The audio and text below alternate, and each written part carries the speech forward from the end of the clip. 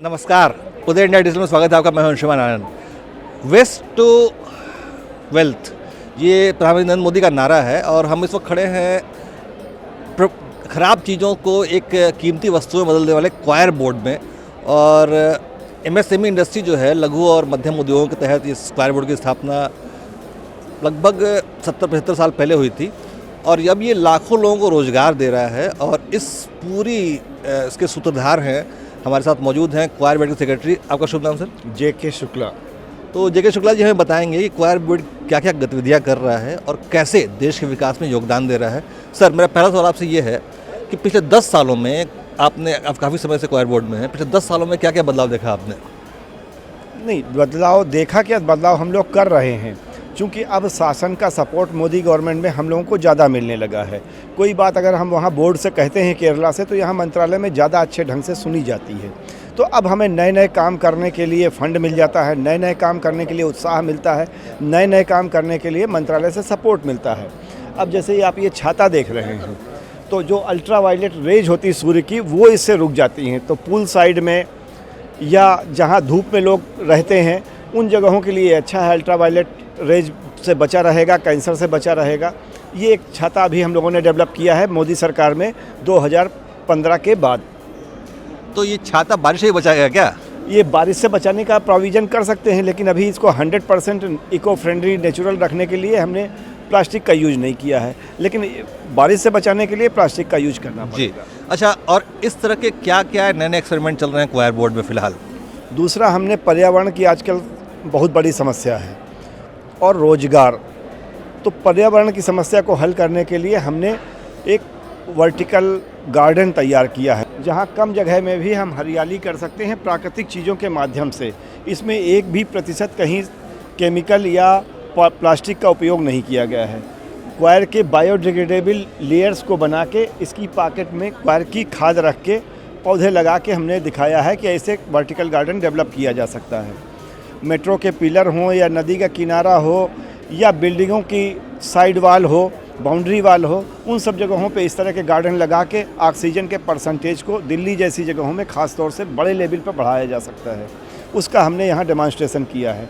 आगे हमने ये भी दिखाया है कि मेट्रो के पिलर, मेट्रो की डिवाइडर जितने हैं, उन सब में अगर ये इस तरह के वर्टिकल गार्डन प्राकृतिक खाद के माध्यम से लगाए जाएँ, तो ऑक्सीजन की समस्या और यहाँ प्रदूषण की समस्या से हम लोग निजात पा सकते हैं। शुक्ला साहब, हम आपसे रिक्वेस्ट करेंगे, कृपया हमें क्वायर बोर्ड के जितने प्रोडक्ट हैं उसके दर्शन कराएं, हम आगे बढ़ेंगे सर। तो हम लोग अब सामने देख रहे हैं कि मेट्रो का एक पिलर है, ये कैसे डेवलप किया आपने? हमने ये दिखाने की कोशिश की है कि मेट्रो का पूरा जाल बिछा है दिल्ली शहर में, और दिल्ली शहर प्रदूषण की समस्या से जूझ रहा है। यहाँ सांस लेने लायक हवा उपलब्ध नहीं है इस शहर में। उससे निजात हम कैसे पा सकते हैं? तो मेट्रो रेल के नीचे जो खंभे बने हुए हैं, मेट्रो के पिलर्स, उसके नीचे रोड के डिवाइडर्स हैं, उनको पर अगर हम यही वर्टिकल गार्डन क्वायर की खाद के माध्यम से, क्वायर की लेयर के माध्यम से लगा दें, तो यही सब हमको ऑक्सीजन देने का काम करेंगे। प्राकृतिक तौर पे यहाँ हरियाली बढ़ाई जा सकती है। प्राकृतिक खाद है, प्राकृतिक कपड़े पर उसको रखा गया है। सारी हर आइटम बायोडिग्रेडेबल है, जो पर्यावरण को किसी भी ढंग से नुकसान नहीं पहुँचाएगा। तो हमारी रिक्वेस्ट है सरकार से और आप लोगों से कि इस तरह की चीज़ों को पॉपुलराइज करिए, लोगों में अवेयरनेस बढ़े, लोग इस तरह की चीज़ें खरीदना शुरू करें। जी, हम आगे बढ़ेंगे। अपने दर्शकों को बताएंगे कि एक वेस्ट जो है, प्राकृतिक वेस्ट जो है क्वायर, वो कैसे काम लायक वस्तुओं में बदलता है, कैसे उसके रेशे तैयार किए जाते हैं। जी, अभी हमने आपको दिखाया कि पर्यावरण से रक्षा के लिए क्वायर की खाद और क्वायर के रेशे से बने उत्पाद कैसे काम में लाए जा सकते हैं। अब वो क्वायर की खाद कहाँ से आएगी, क्वायर का रेशा कहाँ से आएगा, वो हम बता रहे हैं आपको। वेस्ट से वेल्थ बनाने का जो एक सपना हमारे प्रधानमंत्री मोदी जी का है, उसको साकार करने के लिए हमने ये जो नारियल आप देख रहे हैं, इसको पानी पी के हम लोग फेंक देते हैं, किसी काम का नहीं है, और इसको फिर फेंकना के लिए जगह चाहिए, उसकी भी एक समस्या सब खड़ी होती है। हमने क्या किया है, इस नारियल को कट करके 4 पीस में कन्वर्ट करके इस मशीन में यहाँ से डालेंगे, ये इसमें डाल देंगे। जो पानी पी के आपने फेंका था वो इसमें डाल रहे हैं। ये रेशा निकल के अलग आ गया है। इस रेशे से क्वायर का ब्लैंकेट जो भी आपको दिखाया है, या कार का कोई प्रोडक्ट, डोरमैट, मैटिंग, गद्दे, वो सब इससे बनते हैं, जो आपने पानी पी के फेंक दिया था उससे। ये मशीन कब तैयार हुई थी? ये मशीन इसकी बड़े रूप में तैयार हुई थी, बड़ी मशीन सन 2000 में, लेकिन इसको आम आदमी के लिए उपलब्ध कराने के लिए कहीं भी ला सकता है, ले जा सकता है, अपने घर में रख सकता है, सस्ती कीमत में 1 लाख रुपए में उपलब्ध कराने के लिए हमने प्रयास किए और अभी इसको डेवलप किया है पिछले साल, 1 साल पहले। मतलब कि नई सरकार में आपने नया इन्वेस्टमेंट किया, मतलब बड़ी मशीन हुआ करती थी ये, इसको आपने हैंडी बनाया। हैंडी बनाया और आम आदमी के, तब बड़ी इंडस्ट्रीज़ के काम के लायक थी, अब ये गरीब आदमी के काम के लायक भी बन गई। 1 लाख रुपए की मशीन लेके मुद्रा योजना में लोन लेके कोई भी घर पे अपने लगा सकता है और सिंगल फेज़ के कनेक्शन से इसको चला सकता है, घर की डोमेस्टिक लाइट वाले कनेक्शन से। इस रेशे के साथ साथ यहाँ से बैक साइड में इसमें देखिए ये क्वायर की धूल निकल रही है, जिसको हम डस्ट कहते हैं। अब इसका नाम दिया हमने क्वायर पिथ और क्वायर कंपोस्ट। इसको थोड़ा मॉडिफाई करके क्वायर कंपोस्ट बना के ये खाद बन गया। तो इस रेशे से बने हुए कंबल के ब्लैंकेट के अंदर ये खाद डाल के इसमें हमने पौधा लगा दिया। इस खाद की खास बात ये है कि ये अपने वजन से 8 गुना पानी सोख के रख सकता है। वाटर रिटेनिंग कैपेसिटी 8 गुना है इसकी।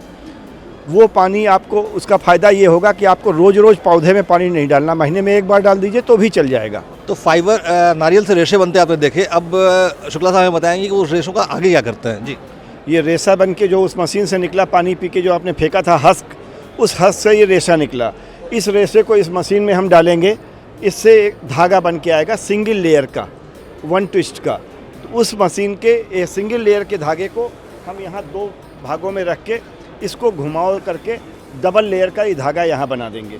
ये मशीन केवल 50,000 रुपये की है। सिंगल लेयर का धागा बनाने वाली मशीन फाइबर से वो 1 लाख रुपए की है।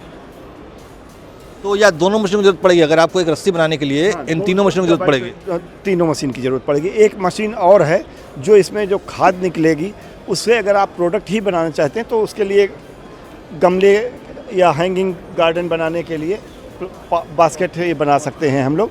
ये दिखा रहे हैं आपको। ये रेशे की एक लिमिटेड लंबाई अगर 3 इंच तक है तो हम इससे रस्सी बना सकते हैं, लेकिन अगर इसकी लंबाई 1 इंच बची तो उसको हम लोग कहते हैं बेबी फाइबर। उस फाइबर को और जो डस्ट इसकी निकलती है उन दोनों को मिला के इस मशीन के माध्यम से हम इस तरह के पार्ट्स बना सकते हैं, किसी भी शेप में। ये मोल्ड पे डिपेंड करता है। तो ये पॉट क्या, मतलब इसमें क्या क्या इस्तेमाल है इस पॉट का? क्या पानी स्टोर सकता है इसमें? नहीं, पानी ये पास नहीं करेगा। इसमें वही क्वायर की डस्ट डालेंगे, क्वायर की पिथ डालेंगे, खाद।